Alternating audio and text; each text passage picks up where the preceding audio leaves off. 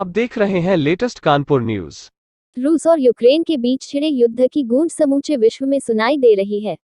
इस बीच जो यूक्रेन में रहने वाले भारतीय छात्र छात्राएं हैं, उनके माता पिता व परिजन दिन रात उनकी सलामती की दुआ कर रहे हैं।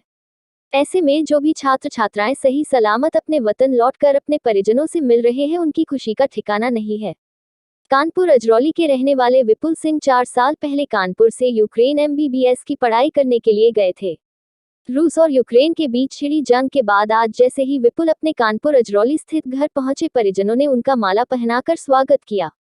इस दौरान परिजनों की आंखें नम भी नजर आए, लेकिन अपने बेटे को सही सलामत देखकर उनकी खुशी का ठिकाना नहीं था। विपुल के पिता डॉक्टर CP सिंह बताते हैं कि उनकी मां किरण ने युद्ध की खबर सुनते ही खाना तक त्याग दिया था। आज जब बेटा घर लौटा तो मां ने परिवार संग खुशियां जाहिर करते हुए सबसे पहले मंदिर में भगवान के दर्शन करते हुए भगवान का शुक्रिया अदा किया। इस दौरान छात्र विपुल सिंह ने बताया कि यूक्रेन में हालात बद से बदतर है, मगर वर्तमान दौर में भी भारत का झंडा विदेश में सुरक्षा की गारंटी है। विपुल ने भारत के प्रधानमंत्री नरेंद्र मोदी का शुक्रिया अदा किया, साथ ही अपील की कि भारत में जो भी छात्र बचे हैं, उन्हें भी सरकार जल्द से जल्द वापसी लेकर आए। मेरे तुलना में तो जो जैसा यूनिवर्सिटी बोलती रही हम लोग वहीं रहे, फंसा हुआ है, हम नहीं निकाल पाएंगे। और इंडिया का इतना बड़ा है कि 20,000 लोग वहाँ से निकाल लें, ये बहुत बड़ी अपने में मतलब अचीवमेंट है। जो दुकान 8 बजे बंद होती थी वो 3 बजे बंद होने लगी, और एयर्स में सायरन थे, मतलब सायरन सुनते ही हम लोग को बंकर में जाना पड़ता था। और तो वहाँ खाने के स्टोर में खाना भी पर्याप्त मात्रा में नहीं था, बट ये था अवेलेबल था, ऐसा नहीं कि मिलेगा नहीं, मिल रहा था। तो उसने बोला कि अब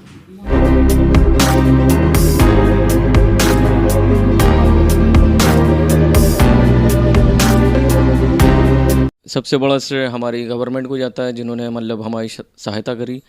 और हम लोग बॉर्डर से जब क्रॉस करे उसके बाद बिना वीज़ा बिना किसी चीज़ के हम लोग को अलाउ करा गया रोमानिया जैसी कंट्री में एंट्री करने के लिए। उसके बाद वहाँ पे हम लोग अगर 2-3 दिन स्टे भी लेते हैं शेल्टर्स वगैरह में, तो everything was free, like full free of cost था, रहना खाना सब कुछ वहाँ पे। उसके बाद हमारी जो फ़्लाइट थी वो भी फ्री ऑफ कॉस्ट थी। और अगर बंदा लाइक दिल्ली में लैंड करने के बाद अगर किसी और सिटी से बिलोंग करता है तो उसके लिए वहाँ पे भी व्हीकल की सुविधा प्रोवाइड करवाई गई, वो भी सब कुछ फ्री ऑफ कॉस्ट था। इतने आफत के दौर था, कैसे गुजारे, क्या फील किया इतने दिनों में आपने? मतलब once in a lifetime वाला मोमेंट था, क्योंकि वॉर जैसी चीज़ हम लोग मतलब भारत में कभी सोच भी नहीं सकते, इतनी डिप्लोमेटिक कंट्री है। बट ये वहाँ पे जब देखा तो बहुत डर तो नहीं था, बट ये बोल सकते हैं कि सब भाग दौड़ रहे थे इधर उधर, तो हम लोग ने थोड़ा थामा अपने आप को, सिचुएशंस देखी, और जब लगा कि अब सही मौका है तो हम लोग वहाँ से निकले। और वहाँ से निकल के हम लोग मोल्दोवा बॉर्डर गए, जो सबसे वहाँ से पास है, 100 से 150 किलोमीटर की दूरी पर।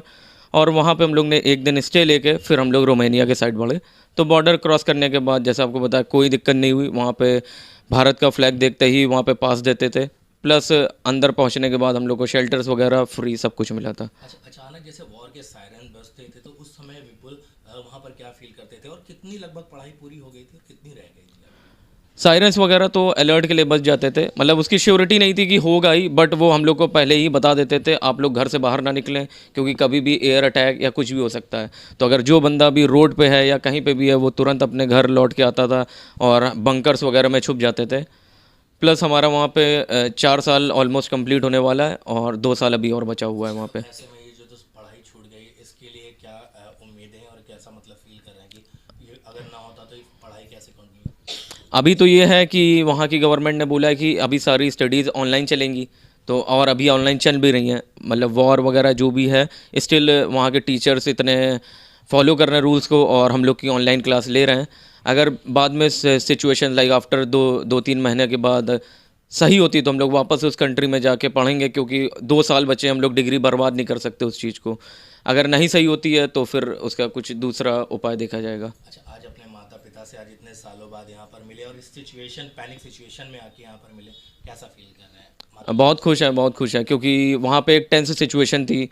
पता नहीं आ भी पाते कि नहीं आ पाते। उसके बाद वापस अपने वतन और अपने घर आके जो खुशी मिली है वो मतलब लफ्ज़ों में बयान नहीं कर सकते हैं।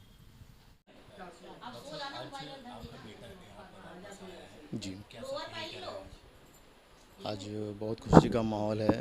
इतने सालों बाद बच्चा हमारा सही सलामत अपने घर वापस आया है, वो खुशी को बयान नहीं कर सकते हैं। अच्छा, इस पूरे जो भी वॉर रहा, इतने दिनों में क्या फील करते थे जब आप टीवी स्क्रीन पर ये सब वॉर जब टीवी स्क्रीन पर सारे वॉर देखते थे तो घर में मन में घबराहट होती थी, वो बहुत चिंता लगी रहती थी। बल्कि बच्चे से फ़ोन पे बात बराबर होती थी, लेकिन फिर भी घबराहट रहती थी। घर में उसकी माँ ने खाना पीना छोड़ दिया था, बहन ने खाना छोड़ दिया था, और यहाँ भी निवाला अंदर नहीं जाता था।